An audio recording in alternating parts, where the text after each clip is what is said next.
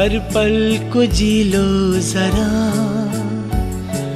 कुछ कह लो सुन लो जरा, हर पल को जी लो जरा, कुछ कह लो सुन लो जरा। दिल को जो छू ले सांसों की धड़कन 90.4 FM के साथ, 90.4 FM के साथ, 90.4 FM के साथ।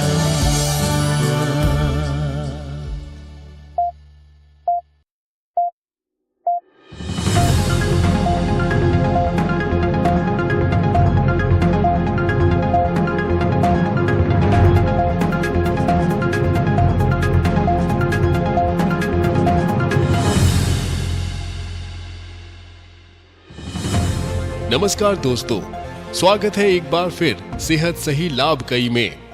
आप सुन रहे हैं रेडियो एक्टिव 90.4 FM भागलपुर। मैं हूं आरजे मेहताब। कार्यक्रम सेहत सही लाभ कई, ये कार्यक्रम श्रृंखला नई दिल्ली स्थित संस्था स्मार्ट के सहयोग से प्रसारित किया जा रहा है।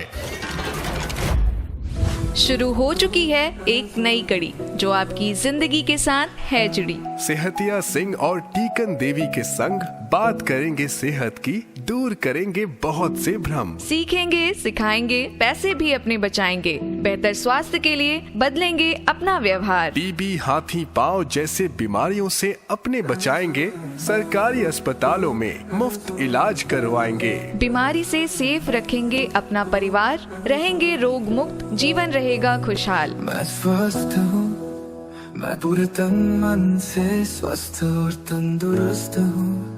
मुझे हर रोज स्वास्थ्य का उपहार देने के लिए शुक्रिया। Thank you, thank you, thank you. सुनना ना भूलिएगा सेहत सही लाभ कई, सिर्फ आपके अपने सामुदायिक रेडियो एक्टिव भागलपुर 90.4 FM पर। जैसा कि आप जानते हैं, ये कोई आम स्वास्थ्य कार्यक्रम नहीं है। यहाँ हम सेहत के साथ साथ बचत की बातें भी करते हैं। एक स्वस्थ शरीर न केवल जीवन को बेहतर बनाता है, बल्कि परिवार और समाज को भी मजबूत करता है। और इसी संदेश को लेकर आज फिर हमारे साथ हैं सेहतिया भैया। नमस्कार और प्रणाम साथियों। सेहत से बड़ा कोई धन नहीं और सही जानकारी से बढ़कर कोई हथियार नहीं। वाह! आज स्टूडियो आते वक्त सविता चाची मिली। चेहरे पर ऐसी खुशी थी जैसे लॉटरी लग गई हो। मैंने पूछा तो बताई कि उन्होंने हमारे शो पर प्रधानमंत्री जन आरोग्य योजना यानी PMJAY के बारे में सुना। उन्हें मोतियाबिंद का ऑपरेशन करवाना था। डॉक्टर ने भर्ती और टेस्ट बताए थे। पैसों की चिंता में थी, बट अब PMJAY के जरिए उन्हें हर साल 5 लाख तक का कैशलेस इलाज मिलेगा। ना किसी का एहसान, ना उधार का बोझ। वाह! ये सुनकर दिल खुश हो गया। जब शो से किसी की जिंदगी में फर्क पड़ता है तो हमारा मकसद पूरा होता है। PMJ के तहत अस्पताल में भर्ती से पहले के 3 दिन और डिस्चार्ज के 15 दिन बाद तक की जांच और दवाओं का खर्च भी शामिल है। भारत में हर साल लाखों लोगों को स्वास्थ्य पर खर्चा करने के कारण आर्थिक मुसीबत का सामना करना पड़ता है, जिससे उनको जमीन जायदाद, खेत खलिहान बेचने तक की नौबत आ जाती है। ऐसे में ये योजनाएं एक असली राहत लेकर आई हैं और इस जानकारी को पहुंचाने का श्रेय टीकन भाभी और आपको जाता है। आप लोग भी ना बस हर एपिसोड में मुझे ही श्रेय देते रहते हैं। सभी को स्वास्थ्य के प्रति जागरूक करने का जरिया तो आपने दिया है। अरे बस 1 मिनट, यह फोन भी ना कभी भी बज जाता है। हेलो। जी हाँ, आप आ गए, बहुत बढ़िया। अच्छा, कहाँ कहाँ हो गया? जिले में सब जगह कूलर, नाली, सभी जगह। अब तो सब सुरक्षित है ना? चलो, बीमारी से बच गए। बहुत बढ़िया, बहुत बढ़िया। आपका बहुत बहुत शुक्रिया भाई। आखिर किसके साथ बातचीत हो रही है भैया? कौन सुरक्षित है? कौन बीमारी से बच गया? बात यह है कि हमारे मोहल्ले में अभी अभी स्वास्थ्य विभाग की टीम आई थी। मच्छर जनित बीमारियों को रोकने के लिए दवा छिड़काव करने के लिए। आपको तो पता ही है, हमारे देश में मलेरिया, डेंगू, जापानी इंसेफेलाइटिस, कालाजार, लिम्फेटिक फाइलेरियोसिस और चिकनगुनिया जैसे वेक्टर जनित रोग प्रमुख स्वास्थ्य चुनौतियां हैं। इन रोगों का प्रभाव न केवल स्वास्थ्य पर बल्कि आर्थिक और सामाजिक स्तर पर भी गहरा पड़ता है। उसी सिलसिले में स्वास्थ्य विभाग से कॉल आया था कि हम हर जगह दवाई का छिड़काव कर चुके हैं। अरे वाह, ये तो बहुत अच्छी बात है। भैया माफ करिएगा, लेकिन इस मुद्दे को लेकर मेरी समझ थोड़ी सी कम है। आपने अभी वेक्टर शब्द का उपयोग किया, इसका क्या मतलब है? अरे भाई, इसमें माफी की कोई जरूरत नहीं है। वेक्टर वो कीड़े होते हैं जो इंसान या जानवर से बीमारी लेकर दूसरे इंसानों तक पहुंचाते हैं। अक्सर ये बीमारियां मच्छर या मक्खियों जैसे खून चूसने वाले कीड़े से होते हैं। जब ये किसी बीमार व्यक्ति, इंसान या जानवर का खून चूसते हैं तो उनके शरीर में बीमारी वाले कीटाणु चले जाते हैं। फिर जब वही कीड़ा किसी और को काटता है तो वह बीमारी आगे फैल जाती है।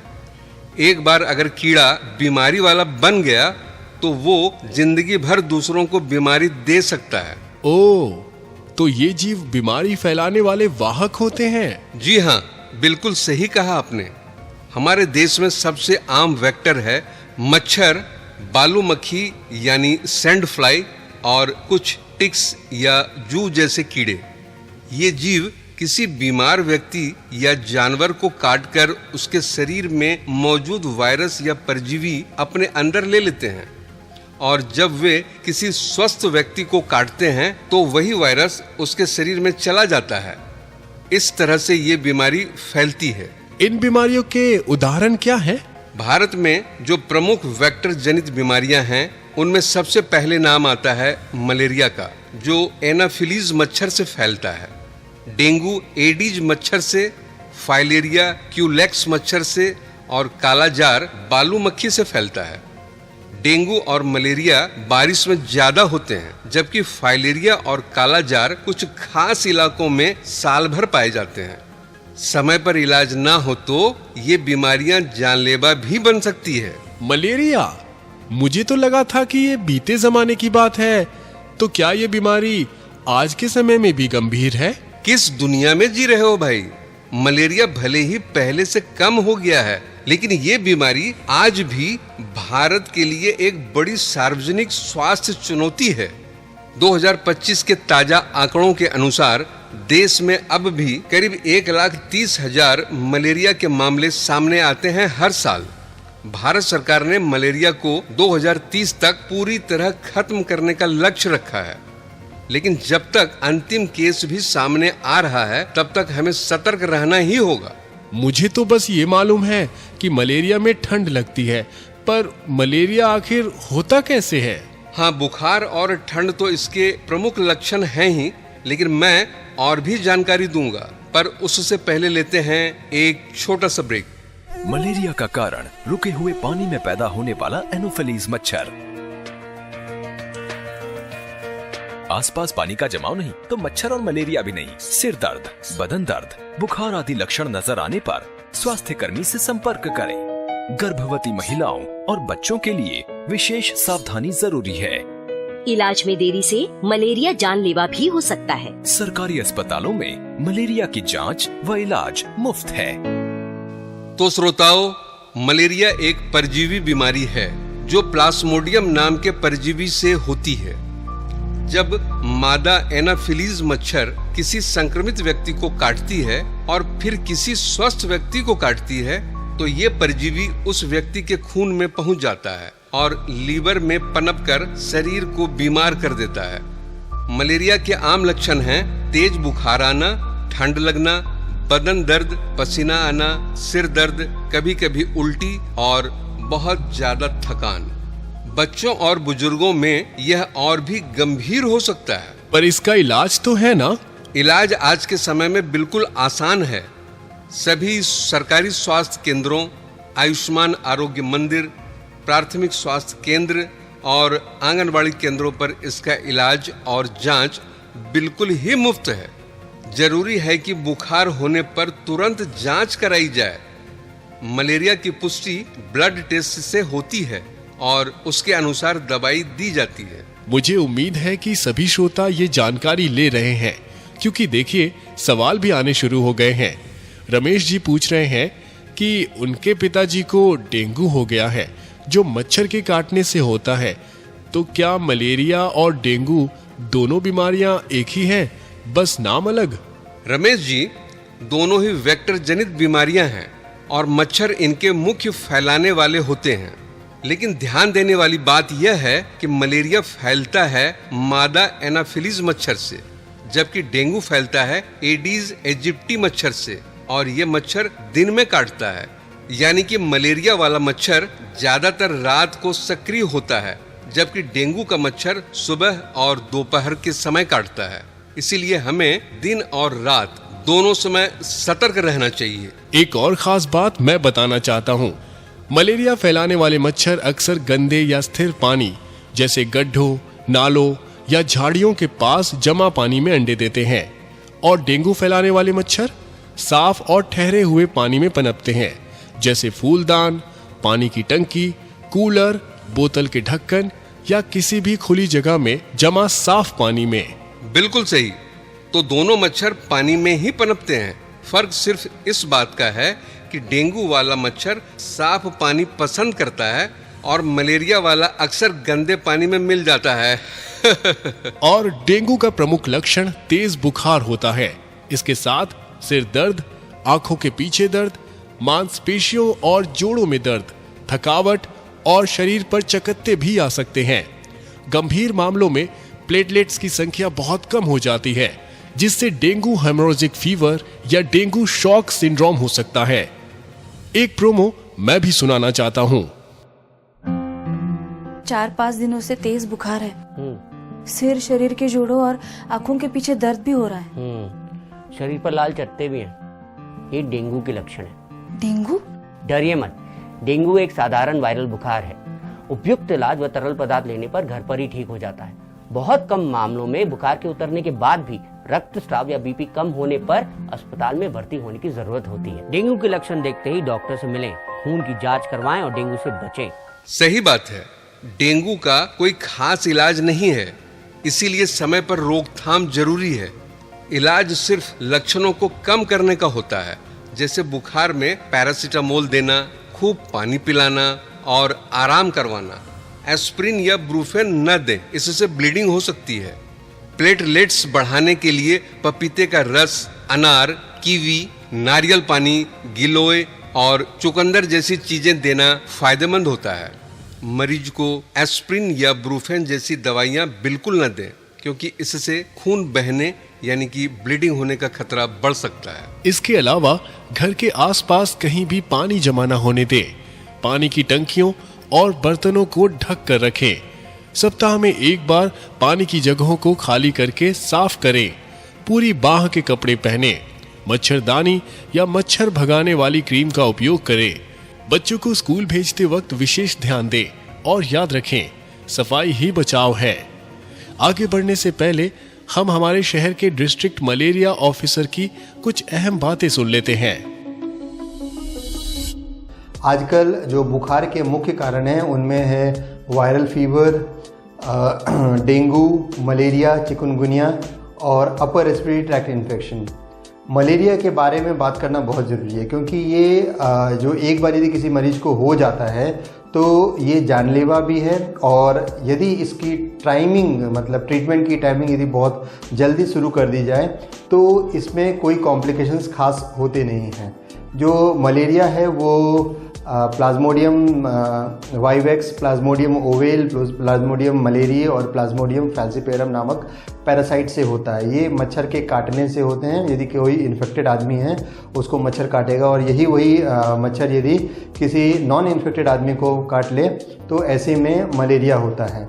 मलेरिया जब बच्चे बर्थ ले रहा होता है, तो ऐसे में टाइम में भी यदि माँ को मलेरिया है तो उस टाइम में से भी बच्चे को मलेरिया हो सकता है। साथ में ब्लड ट्रांसफ्यूजन के दौरान भी मलेरिया हो सकता है। जनरली क्या है कि मलेरिया बहुत सारे स्थान इंडिया में ऐसे हैं जिसमें कि एंडेमिक में है, मतलब वहाँ काफ़ी साल के पूरे साल भर कुछ लोगों में मलेरिया होता ही है। तो कुछ एरियाज़ हैं वो एंडेमिक हैं, तो ऐसे एरियाज़ में जब भी हम कभी जाते हैं तो हमें जो मलेरिया की जो दवाइयाँ हैं क्लोरोक्विन, वो कम से कम 3-4 दिन प्रिवेंटिव ही खा लेना चाहिए, क्योंकि जिससे कि वो मलेरिया ना हो। अब देखते हैं कि उसका सिम्टम्स क्या है। मलेरिया में फीवर बहुत तेज़ आता है, कपकपाहट होता है, साथ में शरीर में बदन में दर्द होता है, और क्योंकि जो मलेरियल पैरासाइट है आरबीसी पे इफ़ेक्ट करते हैं, तो ऐसे में जो आरबीसी है ब्रेक डाउन बहुत हो जाता है। तो ऐसे में एक तो एनीमिया होता है, और साथ में क्योंकि आरबीसी बहुत ब्रेक डाउन होता है तो वहाँ जो हमारे शरीर के अंदर जो स्प्लीन है वहाँ पर जाकर ये टूटे हुए आरबीसी जमा होते हैं, और स्प्लीन का साइज़ बहुत बढ़ जाता है। तो एक तो स्प्लीन का साइज़ बढ़ जाएगा, यदि कुछ लोगों में और ध्यान नहीं दिया जाता है तो लीवर का भी साइज़ बढ़ता है। रेटिना में भी ये जाकर इफ़ेक्ट कर सकता है, आँखों में दिक्कत हो सकती है, और साथ में मरीज को जॉन्डिस भी हो सकता है। तो जो मेन सिम्टम्स मैंने बताया, बुखार, चिल्स आएंगे, साथ में बदन दर्द होगा, और कुछ लोगों में जॉन्डिस की भी शिकायत हो सकती है, और कुछ लोगों में यदि पेट पर हाथ फैला जाए तो देखा जाता है कि उनमें स्प्लीन भी एनलार्ज होता है। यदि ध्यान ना दिया जाता है तो कुछ लोगों में सेरेब्रल मलेरिया होता है जो कि जानलेवा साबित होता है। जब एक बार मलेरिया उस एरिया में हो रहा है तो लोगों को इसकी जो ट्रीटमेंट है, इसका जो डायग्नोसिस है उसको भी जानना ज़रूरी है। जनरली इसके लिए पेरिफेरल थिक और थिन स्मीयर किया जाता है। हमारे शरीर से एक ब्लड का एक बूंद लिया जाए और उसको यदि स्लाइड में डाला जाता है और उसको माइक्रोस्कोप से देखा जाए तो इसे थिन स्मीयर कहते हैं। यदि बहुत सारे जो ड्रॉप्स यूज़ किए जाएं तो ऐसे को थिक स्मीयर कहते हैं। इन दोनों स्मीयर के माध्यम से जो पैरासाइट है उसको माइक्रोस्कोप में देखा जाता है, और ये भी पता किया जाता है कि शरीर पर कितना ये जो पैरासिटिक लोड है। ये तो सबसे फर्स्ट डायग्नोसिस है। इसके बाद एक आता है MP antigen test. MP antigen test एक रैपिड एंटीजन टेस्ट है जिसमें कि खून की बूंद डाली जाती है और विदिन 3 to 5 मिनट्स उसमें कलर चेंज हो जाता है और उसे पता चल जाता है कि ये एमपी एंटीजन के लिए पॉजिटिव है। तो ये जो 2 टेस्ट मैंने बताए ये बहुत इंपॉर्टेंट हैं मलेरिया के डायग्नोसिस के लिए। ट्रीटमेंट में इसमें जो दवाइयाँ यूज़ हो रही हैं वो बहुत दिनों से क्लोरोक्विन, मेफ्लोक्विन ग्रुप का और आर्टेमिसिन ग्रुप की जो दवाइयाँ हैं वो इस्तेमाल होती हैं। जो कुछ एंटीबायोटिक्स भी इसमें इस्तेमाल होते हैं। जनरली जो प्लाज्मोडियम वाइवेक्स मलेरिया ओवेल जो है ये थोड़ा कम कॉम्प्लिकेशंस करते हैं, लेकिन जो फैल्सीपेरम है इसमें ज़्यादा नुकसान होने की संभावनाएं रहती हैं। इन सब जो पैरासाइट्स का है उसके हिसाब से देखा जाता है कि कौन से एरिया में कौन सी मलेरिया की जो दवाई है वो रेजिस्टेंट हो गई है, जो रेजिस्टेंट नहीं रहती है उसका इस्तेमाल किया जाता है। एक बार यदि जल्दी में डायग्नोसिस हो गया और उसकी इमीडिएट ट्रीटमेंट करा दी जाती है तो मलेरिया जानलेवा नहीं होता है। तो मैंने जो बताया अभी जितने साइंस, सिम्टम्स और डायग्नोसिस और ट्रीटमेंट, लोगों को थोड़ा इनके बारे में जानना ज़रूरी है जिससे कि वो खुद को मलेरिया से बचा सके। धन्यवाद। चलो अब क्यों ना आपका टेस्ट लिया जाए, देखते हैं आपको हमारी बातें कितनी याद है। बिल्कुल भैया, लेकिन सवाल थोड़ा आसान पूछिएगा। बिल्कुल। आपको याद है जब हमने इस श्रृंखला की शुरुआत की थी तो टीवी के साथ एक और बीमारी पर काफी जोर दिया था। अरे आपने तो बहुत आसान सवाल पूछ लिया। मुझे अच्छी तरह याद है कि श्रृंखला की शुरुआत में हमने फाइलेरिया पर चर्चा की थी। फाइलेरिया क्यूलेक्स मच्छर के काटने से फैलता है जो गंदे पानी और नालियों में पनपता है। जब ये मच्छर काटता है तो माइक्रोफाइलेरिया नाम के कीटाणु शरीर में पहुंच जाते हैं जो धीरे धीरे फैलते हैं। शुरुआत में लक्षण नहीं दिखते, और हाँ, आपने उस समय एक प्रोमो भी चलाया था। क्यों ना आज श्रोताओं को फिर से वो प्रोमो सुना दे। नमस्कार। सबकी तरह मैं मेहनत करने से पीछे नहीं हटता। हमारी मेहनत ही हमें जीवन में आगे लेके जाती है। और कई बीमारियां ऐसी हैं जो हमारे कदम को जिंदगी भर के लिए रोक देती हैं। भारत में सालाना हजारों लोग हाथी पांव नाम की बीमारी की चपेट में आकर जीवन भर के लिए अपाहिज हो जाते हैं। मलेरिया की तरह ही हाथी पांव एक मच्छर के काटने से फैलता है, और ये याद रखिए कि हाथी पांव का कोई इलाज नहीं है। गांव, शहर, अमीर, गरीब, हर जात और धर्म की रेखा पार कर किसी को भी अपनी जकड़ में ले सकता है हाथी पांव। पर डरे नहीं, इसका बचाव आसान है। साल में सिर्फ एक बार सरकार द्वारा दी हुई मुफ्त दवाएं खाएं और इस बीमारी से अपने आप को और अपने परिवार को बचाएं। याद रखिए, खुशहाल होगा शहर और गांव जब जड़ से मिटेगा हाथी पांव। 10 अगस्त को हाथी पांव से बचाव की दवा अवश्य खाएं। अपने आप को और अपने परिवार को इस दर्दनाक बीमारी से बचाएं। स्वास्थ्य एवं परिवार कल्याण मंत्रालय, भारत सरकार द्वारा जनहित में जारी। हाँ, यही इस बीमारी की सबसे खतरनाक बात है। सालों तक पता ही नहीं चलता और जब लक्षण दिखते हैं तब तक शरीर में नुकसान हो चुका होता है। सबसे आम लक्षण है शरीर के किसी हिस्से, खासकर पैरों या अंडकोश में लगातार सूजन।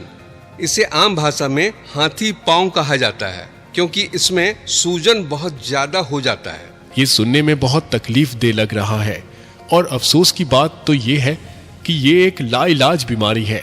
बिल्कुल सही कहा आपने, यह एक लाइलाज बीमारी है, लेकिन इसकी वजह से डरने की कोई जरूरत नहीं। फाइलेरिया के बचाव के लिए सरकार हर साल MDA यानी मास ड्रग एडमिनिस्ट्रेशन अभियान चलाती है। इसमें हर व्यक्ति को DEC और एल्बेंडाजोल की गोली दी जाती है। ये दवाइयाँ शरीर में छिपे हुए संक्रमण को खत्म करने में मदद करती है। इन्हें खाली पेट नहीं, खाना खाने के बाद ही लेना चाहिए। हाँ, ये दवाएं सिर्फ 2 साल से ऊपर के स्वस्थ लोगों के लिए है। गर्भवती महिलाएं या बहुत बीमार लोग इसे ना लें। दवा लेने के बाद थोड़ा जी मचलना या थकान हो सकती है, जो इलाज का असर है। अगर दवा नहीं लेंगे तो बीमारी बनी रहेगी और आगे चलकर बड़ी परेशानी बन सकती है। अच्छा, ये बताइए कि कालाजार भी वेक्टर डिजीज है ना? क्या ये भी मच्छर के काटने से ही होती है? हाँ, वेक्टर डिजीज है। कालाजार मच्छर काटने से नहीं, बल्कि बालू मक्खी यानी सैंड फ्लाई के काटने से होती है। मुख्य रूप से भारत के कुछ खास राज्यों में ही पाया जाता है, खासकर बिहार, झारखंड, उत्तर प्रदेश और पश्चिम बंगाल में। इन इलाकों में नमी और गंदगी की वजह से बालू मक्खी यानी सैंड फ्लाई बहुत पनपती है और यह मक्खी इस बीमारी की वजह बनती है। बालू मक्खी मच्छर जैसी दिखती है क्या? जी हाँ, लेकिन ये आम मच्छर से थोड़ी छोटी होती है और बहुत ही चुपचाप काटती है। काटने पर कोई दर्द या जलन महसूस नहीं होती, इसीलिए लोगों को पता ही नहीं चलता कि वे संक्रमित हो गए हैं। ये मक्खियाँ दिन के बजाय शाम और रात को ज्यादा सक्रिय होती है, खासकर नम और अंधेरे इलाकों में। और जब एक व्यक्ति संक्रमित हो जाता है तो उसके क्या लक्षण होते हैं? सबसे आम लक्षण है लगातार बुखार जो 3 हफ्तों से ज्यादा बना रहे, और ये बुखार दवाइयों से ठीक नहीं होता है। इसके अलावा वजन कम होना, भूख न लगना, थकावट और खासकर तिल्ली यानी स्प्लीन और जिगर यानी लीवर का बढ़ जाना। कई बार पेट फूला हुआ लगता है। अगर समय पर इलाज न हो तो शरीर अंदर से बहुत ही कमजोर हो जाता है और जान भी जा सकती है। ये वाकई में चिंताजनक है। हमने सुना है कि इसे कालाजार इसलिए कहा जाता है क्योंकि त्वचा का रंग काला पड़ने लगता है। क्या इसका इलाज संभव है? जी हाँ, सही कहा आपने। इसका इलाज पूरी तरह संभव है और सबसे अच्छी बात यह है कि सरकारी अस्पतालों में इसका इलाज बिल्कुल मुफ्त किया जाता है। जैसे ही लक्षण दिखे तुरंत नजदीकी स्वास्थ्य केंद्र या सरकारी अस्पताल में जांच कराएं। जांच बहुत ही आसान है। खून की जांच से ही पता चल जाता है कि आप संक्रमित हैं या नहीं। एक बात कंफ्यूजिंग है, सभी वेक्टर डिजीज के लक्षण में बुखार आता है, लेकिन बुखार को तो ज्यादातर लोग मामूली ही समझते हैं और खुद ही इलाज भी कर लेते हैं। यही तो सबसे बड़ी समस्या है। लोगों को जब बुखार होता है तो वे सोचते हैं कि ये मौसम की वजह से हुआ है, खुद ही ठीक हो जाएगा। लेकिन जब बुखार लंबे समय तक बना रहे और साथ में शरीर कमजोर पड़ने लगे तो सतर्क हो जाना चाहिए। स्वास्थ्य कार्यकर्ता लगातार लोगों को यह जानकारी तो दे ही रहे हैं, लेकिन जागरूकता अभी भी कम है। बिल्कुल, अब ये तो बताइए कि बालू मक्खी से कैसे बचा जाए। घर और आसपास सफाई बहुत जरूरी है, क्योंकि बालू मक्खी गंदगी, नमी और अंधेरे में पनपती है। खिड़कियां खुली रखें और भारी पर्दे न लगाएं ताकि मक्खियां छुप ना सके। सरकार डीडीटी का छिड़काव करती है जो असरदार होता है। आप भी खुद डीडीटी का छिड़काव कर सकते हैं, लेकिन कुछ लोग इसे बदबू या नुकसान के डर से नहीं करने देते। ये गलती नहीं करनी चाहिए। मेरे पास एक और प्रोमो है, आइए इसको भी सुनते हैं।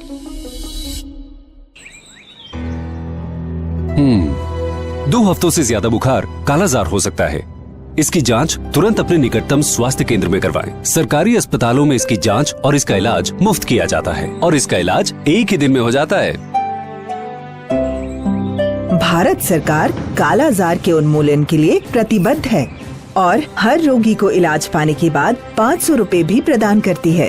कालाजार से निजात पाएं, इलाज कराएं। तो डीडीटी का छिड़काव करवाना सुरक्षित है? बिल्कुल पूरी तरह सुरक्षित है और प्रभावी तरीका है मक्खियों से बचाव का। इसके अलावा मच्छरदानी का उपयोग करना बेहद फायदेमंद है, खासकर रात को सोते समय। और हाँ, अगर किसी को लंबे समय से बुखार है तो खुद ही दवा न लें, सीधे डॉक्टर के पास जाएं। धन्यवाद सेहतिया भैया। श्रोताओं, साफ सफाई रखें, डीडीटी छिड़काव करवाएं और अगर लंबे समय से बुखार हो तो तुरंत अस्पताल जाएं। भैया, अब मैं जानना चाहूंगा कि इन बीमारियों से निपटने के लिए सरकार क्या-क्या कदम उठा रही है। सरकार इन बीमारियों को गंभीरता से ले रही है और इनके नियंत्रण और उन्मूलन के लिए एक व्यापक योजना चला रही है, जिसका नाम है national vector borne disease control programme है। इस कार्यक्रम का मुख्य उद्देश्य है मलेरिया, डेंगू, फाइलेरिया और कालाजार जैसी बीमारियों की रोकथाम और अंततः उनका पूरी तरह से उन्मूलन करना। इसके तहत इन बीमारियों के फैलाव को रोकने के लिए सरकार कई उपाय करती है, जैसे MDA यानी मास ड्रग एडमिनिस्ट्रेशन के तहत हर साल 2 बार फाइलेरिया के खिलाफ सुरक्षित दवाएं दी जाती है, जिन्हें सभी को लेना चाहिए ताकि शरीर में छिपे कीटाणु खत्म हो सके। एक दूसरा प्रोग्राम है IRS यानी इंडोर रेसिडुअल स्प्रे। एक कीटनाशक स्प्रे है जो घर की दीवारों पर छिड़का जाता है ताकि मच्छर मर जाए और मलेरिया व कालाजार का फैलाव रोका जा सके। एक और प्रोग्राम है LLIN यानी लॉन्ग लास्टिंग इंसेक्टिसिडल नेट्स। यह लंबे समय तक असर करने वाली मच्छरदानियां हैं, खासकर कालाजार प्रभावित इलाकों में बांटी जाती है, जो मच्छरों से बचाव का आसान तरीका है। वहीं फॉगिंग से डेंगू और चिकनगुनिया फैलाने वाले मच्छरों की संख्या कम की जाती है। इसके तहत सार्वजनिक जगहों पर कीटनाशक धुआं भी छोड़ा जाता है।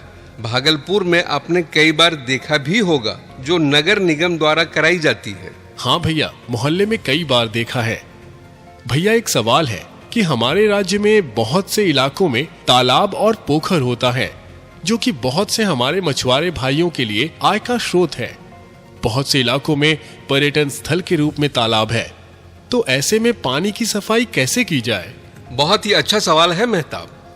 तो ऐसी स्थिति में एक मछली आती है, गैम्बुशिया।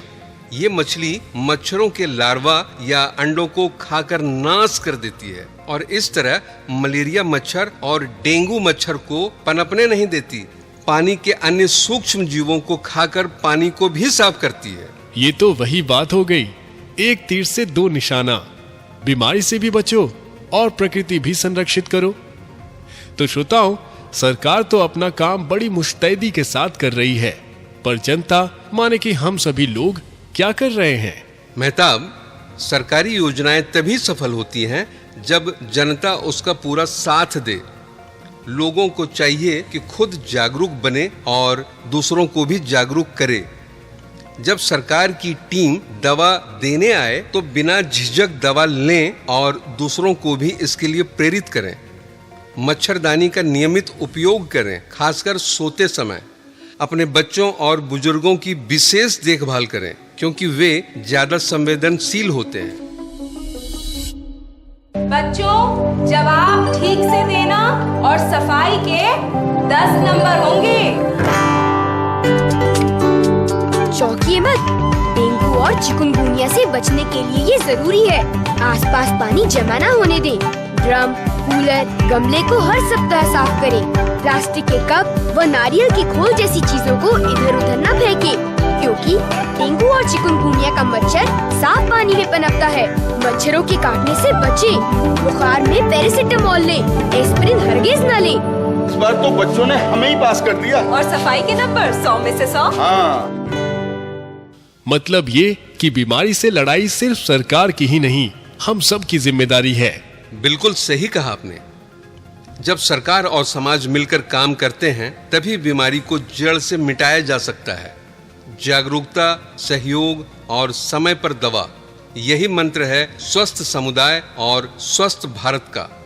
इन बीमारियों से बचने के लिए कुछ आसान लेकिन प्रभावी उपाय अपनाना बहुत ही जरूरी है। बिल्कुल सही भैया।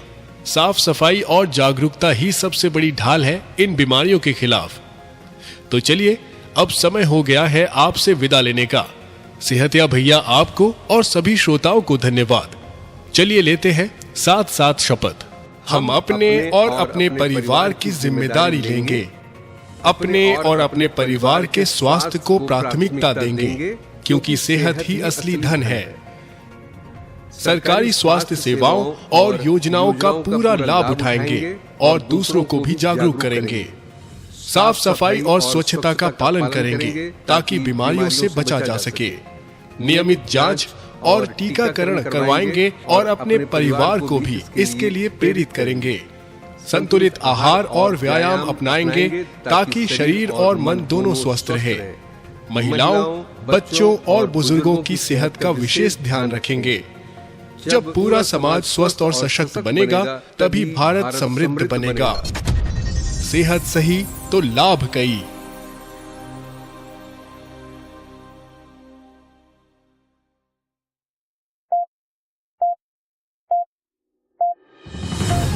आप सुन रहे थे सेहत सही लाभ कई। अगली बार एक नई कहानी, एक नया संदेश लेकर फिर मिलेंगे। तब तक स्वस्थ रहिए, सच्ची जानकारी फैलाइए और मच्छरों से बचकर रहिए। नमस्कार। मलेरिया का कारण रुके हुए पानी में पैदा होने वाला एनोफिलीज मच्छर। आसपास पानी का जमाव नहीं तो मच्छर और मलेरिया भी नहीं। सिर दर्द, बदन दर्द, बुखार आदि लक्षण नजर आने पर स्वास्थ्य कर्मी से संपर्क करें। गर्भवती महिलाओं और बच्चों के लिए विशेष सावधानी जरूरी है। इलाज में देरी से मलेरिया जानलेवा भी हो सकता है। सरकारी अस्पतालों में मलेरिया की जांच व इलाज मुफ्त है।